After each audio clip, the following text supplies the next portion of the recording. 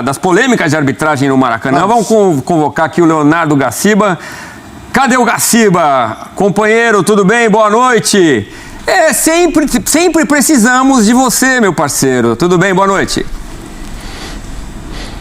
Não tem noite de folga para comentarista de arbitragem do Campeonato Brasileiro, sem sombra de dúvidas. Boa noite, senhores. É um grande prazer estar falando com vocês. Realmente foi um jogo bem difícil para a Edna e sua equipe. Não foi um jogo fácil, com lances de fina interpretação. Eu estava ouvindo vocês anteriormente e o fato de essa discordância de interpretação que existe entre vocês mesmos, né, entre os nossos comentaristas, isso por si só já mostra, eu já vou antecipando um pouco o meu comentário, que nós não temos lances de árbitro de vídeo, porque são lances de interpretação e nós temos que ser coerentes. Se a gente quer uma intervenção baixa do árbitro de vídeo, nesse jogo, antes de dizer se acertou ou errou, o árbitro de vídeo, para mim, agiu legal em não interferir nas decisões da Edna quando as situações eram todas interpretativas. Mas estou à disposição para ver a jogada que for. Vamos começar com a reclamação rubro-negra, porque a queixa é que é um empurrão no Wesley que acaba fazendo o gol contra, Gaciba.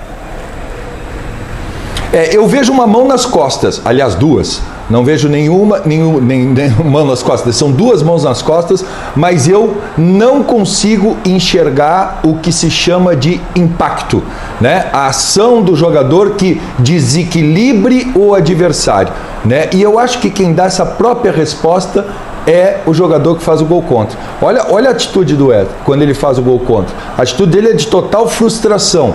Por quê? Ele já começou o seu movimento de impulso antes do contato físico, se eu não me engano é o Lucero, que está logo atrás dele, que encosta as duas mãos nas costas dele. Então, para mim, né, eu acho a decisão de campo acertada, não marcaria falta também.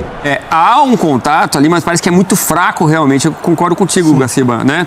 Fechamos aqui? Pode encostar. O que não pode é desequilibrar o amiguinho. Encostar pode.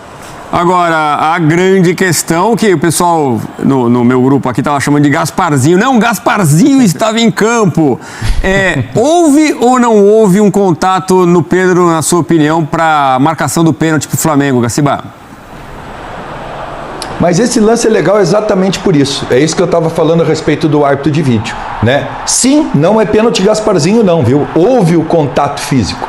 Houve o contato físico da perna do Pedro, né, com o jogador defensor, né? Não é esse pênalti mandrake, aquele que o cara diz, olha, não caiu. Aí sim seria lance de árbitro de vídeo. O árbitro de vídeo teria que entrar e sugerir revisão, pois não houve contato. E aí, se não houve contato, claramente foi simulação do Pedro. O que eu acho que aconteceu na jogada é que, ao ter esse contato, o Pedro acaba errando o chute na bola. E aí acaba chutando o chão, porque teve esse contato na perna, ele já estava com a perna engatilhada. Qual é o grande detalhe desse lance? Porque, para mim, não é lance de árbitro de vídeo, viu? Ele tem que respeitar se o pênalti é marcado ou não é marcado, porque é um lance de fina interpretação. A respeito do que você estava falando, e eu vou usar isso, se o jogador do Fortaleza cruza atrás do Pedro e faz com que tenha esse contato que desequilibre o Pedro, ok, para mim penalidade existe. Mas na própria transmissão nós temos uma imagem atrás, que é inclusive a única imagem que nós tivemos para mostrar esse contato, que o jogador do Fortaleza está correndo ao lado. E, na verdade, o Pedro mantém esse contato com o defensor quando ele enquadra o corpo para conseguir fazer o chute. Então, é o movimento do Pedro ao engatilhar o chute que faz ter esse contato com a perna do defensor do Fortaleza. Para mim, por isso, a penalidade não existiu, por mais que seja um lance de finíssima interpretação. Se o jogador corre atrás do Pedro, pênalti. Como o jogador correu ao lado e o Pedro que busca esse espaço para bater seu chute, correr ao lado do coleguinha, conforme vocês mesmos colocaram, não é pênalti. Calçar o colega ao cruzar atrás dele, mesmo de forma imprudente e sem intenção, há penalidade. Então, para mim, na minha opinião, o pênalti não existiu, por mais que o contato tenha existido. Então, aí o VAR deveria ter feito exatamente essa observação, né?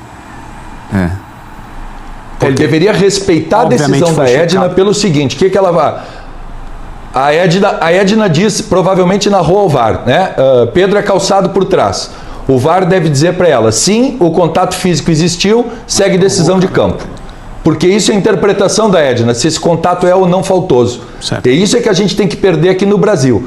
Né? A gente gosta de um VAR pouco interferente na partida. A gente acha lindo quando acontece lá fora que os caras não entram, né, na questão da intervenção. Quando acontece aqui, a gente como comentarista tem a obrigação de vir aqui e dizer: erraram, mas não deveria o VAR ter entrado. Por mais que seja muito difícil para o torcedor, em especial do Fortaleza, entender nesse tipo de situação que há um erro de arbitragem, mas não é um erro claro e óbvio, né, no qual convém a intervenção do árbitro de vídeo. É curioso isso, né? Porque assim, a Edna poderia mudar a sua opinião se chamada fosse. Mas talvez mudasse. O VAR, como o Gaciba lembrou, né? Tem que ter a certeza de que foi, ou de que não foi, né? Tem que ter essa convicção.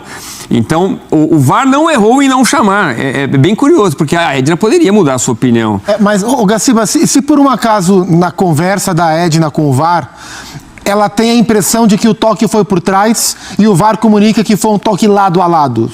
E se ela marcou achando que aconteceu uma coisa, mas aconteceu outra coisa, ainda assim o VAR não chama porque não é um lance claro, é isso? A própria árbitra, né, ou todos os árbitros, né, que apitam futebol, eles têm o direito de, se estiverem em dúvidas, solicitar ao árbitro de vídeo que mostre a imagem a ele. Eles têm esse seu, nos mais de 900 jogos que eu dirigi a arbitragem brasileira, num lance de expulsão, no jogo do Corinthians e Grêmio, se eu não estou equivocado, que o árbitro acaba expulsando o jogador e ele fica em dúvida e diz: separe a imagem para mim que eu quero aí dar uma olhada. Ele vai lá e confirma sua decisão de campo e acaba expulsando o jogador. Mas quem provocou a revisão foi o árbitro, não o árbitro de vídeo. O árbitro de vídeo está ali para que possa sanar erros claros e óbvios. Essa é a primícia maior do árbitro de vídeo. Porque se o árbitro de vídeo der uma segunda oportunidade, que esse é o grande erro que acontece, que é o árbitro de vídeo permitir ao árbitro que olhe a jogada uma segunda vez. Não é para isso que o árbitro de vídeo foi criado. O árbitro de vídeo foi criado para o gol de mão do Maradona. O árbitro de vídeo foi criado para o gol de mão do Henry. O árbitro de vídeo foi criado por 1,5 metro que a bola entrou no chute ao gol da semifinal da Copa do Mundo e a arbitragem de campo não viu. O árbitro de vídeo não foi criado para um lance de tão fina interpretação como essa, e o árbitro tem que sim ter personalidade de decidir no campo com o que ele enxergou dentro da partida. Assim como eu concordo com a decisão do gol do Fortaleza sem falta no defensor, eu discordo dessa decisão, mas acho, repito, o árbitro de vídeo para mim acertou nos dois, porque ele não tem que se meter nesse tipo de jogada. E a Edna estava muito próxima da jogada, né? Ela apita com muita convicção. Agora, se sou ela, eu vou ao VAR. Se ela tem esse direito, essa prerrogativa, não seria prudente ela ir, Gaciba, para tomar a decisão até com mais convicção? O detalhe será que ela tem dúvida? Depende da convicção. Essa é uma pergunta que tem que ser feita. Provavelmente ela não teve. Ela não tem essa dúvida, ela está com alguma situação. E outra coisa que a gente tem que colocar, né? Tente imaginar um jogo que toda vez que o árbitro for contestado na sua decisão dentro do campo, ela vá ao vídeo para dar uma olhada na jogada. Tem treinadores aqui no Brasil, em especial, eu vou citar um porque conversei diversas vezes com ele e ele acha que é realmente assim que tinha que ser, que é o Renato Gaúcho. O Renato acha que tudo que é lance capital na partida, o árbitro deveria olhar. Como isso vai acabar? Challenger, desafio. A partir daí não precisa o árbitro de vídeo, a figura de um árbitro na cabine. É o seguinte, se o treinador do Fortaleza achar que não houve a penalidade, Edna, por favor, eu te desafio, vem até o monitor e observa se você acertou ou você errou. Quem vai propor o desafio são os treinadores, através de pedido de seus capitães ou até por pedidos próximos. Isso vai sanar 50% das polêmicas que existem no futebol. E quantos pedidos você imagina, Gaciba, por período? Dizer. A FIFA está testando dois por período, mantendo a decisão, o árbitro, o treinador mantém o seu pedido. Eles estão testando 2 por períodos. Né? Isso aí, só por si só, seriam 8 paralisações na partida.